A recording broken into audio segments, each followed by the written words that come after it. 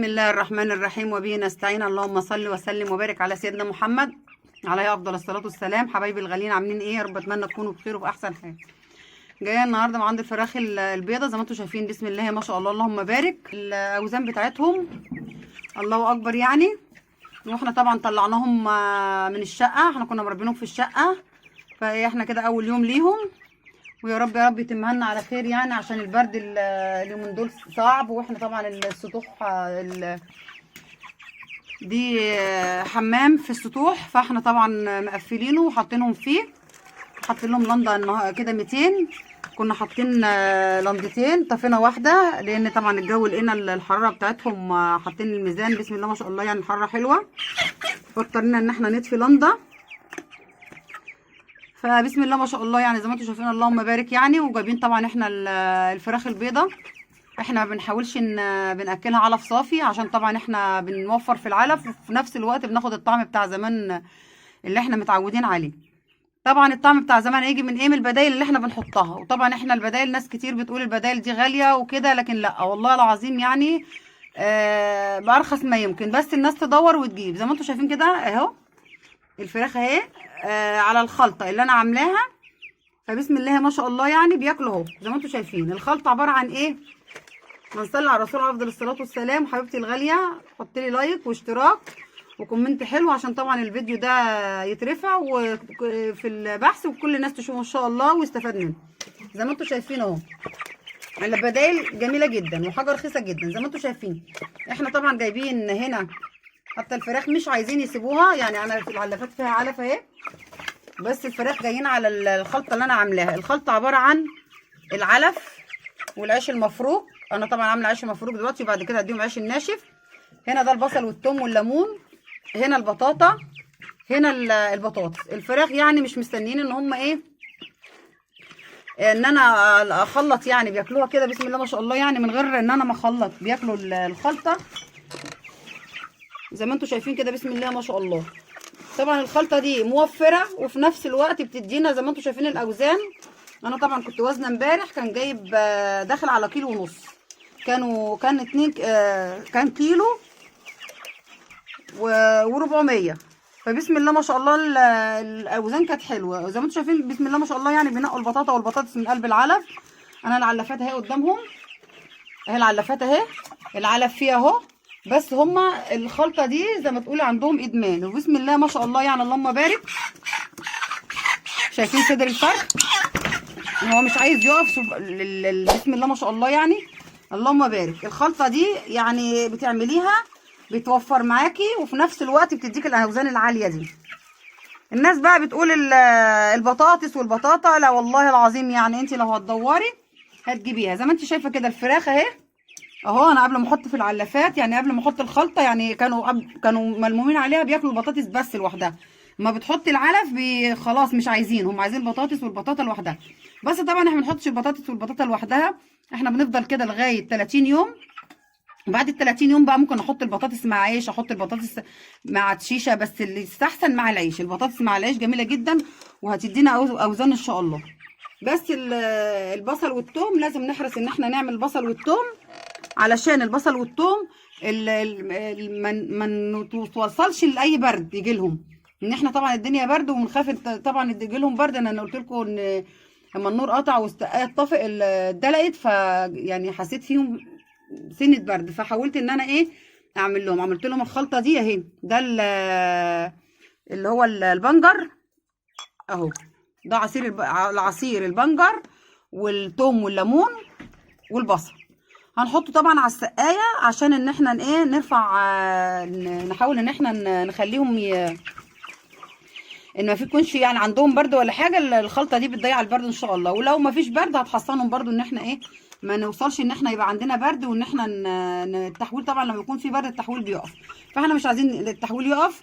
زي ما انتم شايفين بسم الله ما شاء الله اللهم بارك على الخلطه دي. احنا طبعا ايه هنحطها لهم في العلافات وهنبيتها طبعا قدامهم، عشان الوصفه دي لما بتتعمل في الصيف ما بنعملهاش الا بالليل عشان بيكون الدنيا طرت. وفي الشتاء بتعمليها برضو بالليل، لان في الشتاء لما بتعمليها بالليل بتعمل يعني الجو بيبقى برد بالليل، فبتخلي جسم الفرخ يسخن وما يحصلوش ما يأثرش فيه البرد، يعني يبقى عنده تدفئة. حتى لو المكان ما فيهوش المكان رطب، هي الخلطة دي ان شاء الله هتظبط معانا كل حاجة ان شاء الله.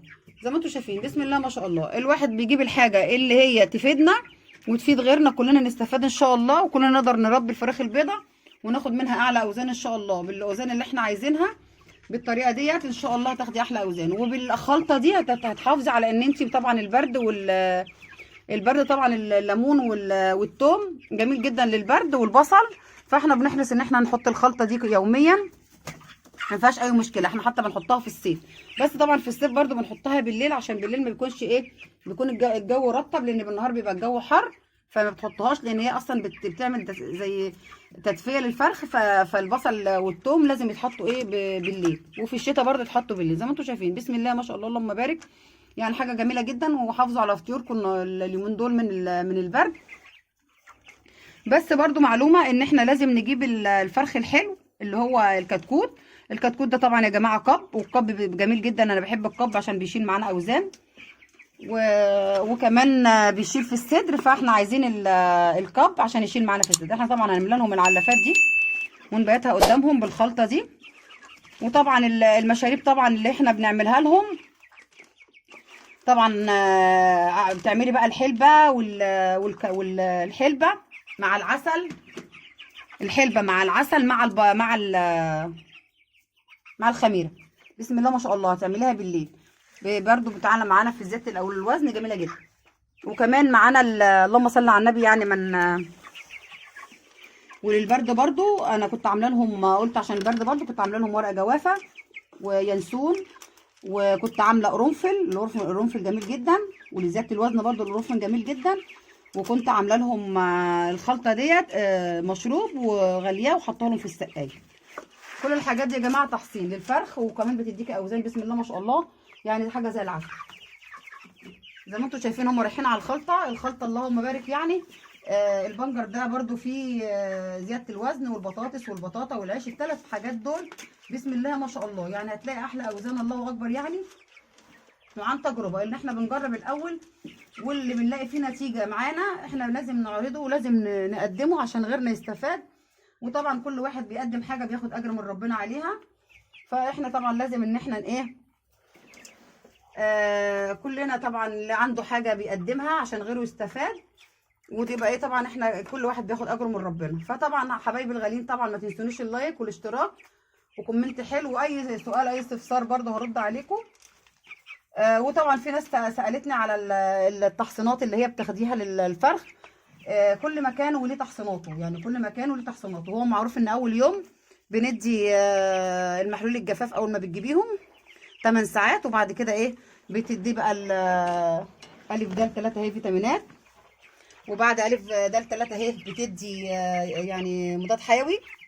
وبعد كده احنا من خامس يوم بندي الجرعه الثانيه بيبقى مضاد حيوي. بندي المضاد الحيوي بتاع ده اول يوم بندي الف د 3 اهي، وبعد كده بندي بالليل ده 12 ساعه و12 ساعه، وبالليل بندي المضاد الحيوي. بيبقى بقى تنفسي ومعوي، وممكن تجيبي معوي. الجرعه الثانيه بيديهاني مضاد سموم وبرده مضاد حيوي. يعني لو اداني تنفسي بيبقى الاربع ايام الاولين معوي، الاربع ايام التانيين بيبقى مع المضاد السموم التنفسي. بس هما الجرعتين. وبعد كده بسم الله ما شاء الله اللهم بارك بتحافظي بقى انت على الكتكوت، ما بتخلوش يبرد منك، ما بتخليش مشكله معاكي في الفرشه. زي ما انتم شايفين كده احنا لسه مطلعاه من المكان ده.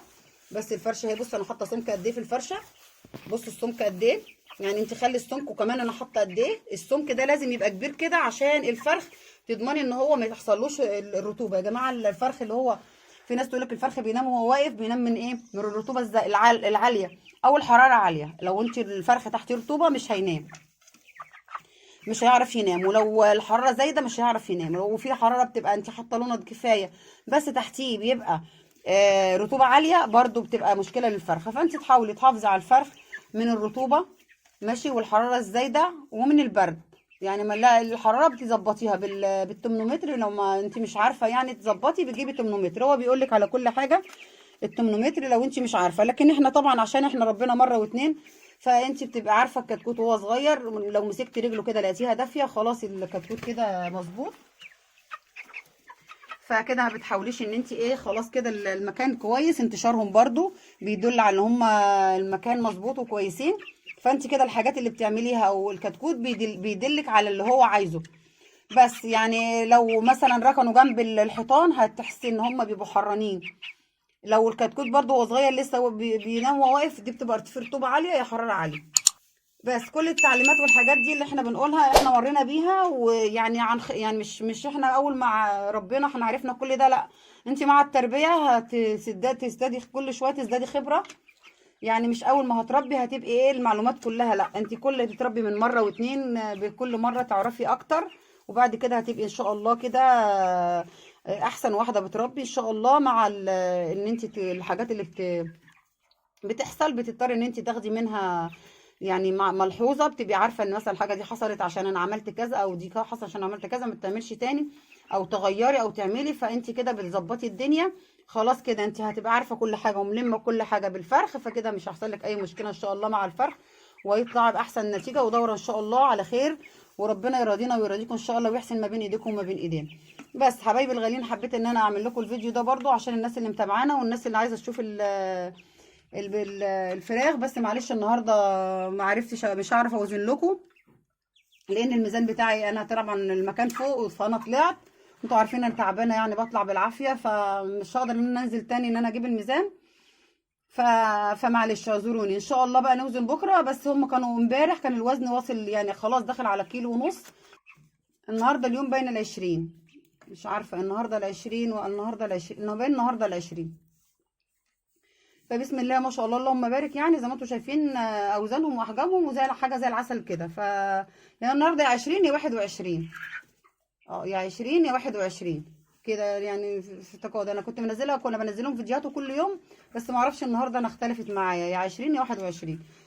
بس زي ما انتم شايفين اللهم بارك، يعني حاجه زي العسل وحاجه جميله وحاجه يعني قلنا الخلطات دي بتمنع عندنا اي مشكله للبرد. فزي ما انتم شايفين بسم الله ما شاء الله الفراخ منتشره، وبقوا شايفين عاملين ازاي، عشان المكان طبعا ايه ما فيهوش اي رطوبه وما فيهوش حراره زايده وما فيهوش اي حاجه. يا رب يكون الفيديو ده نال اعجابكم.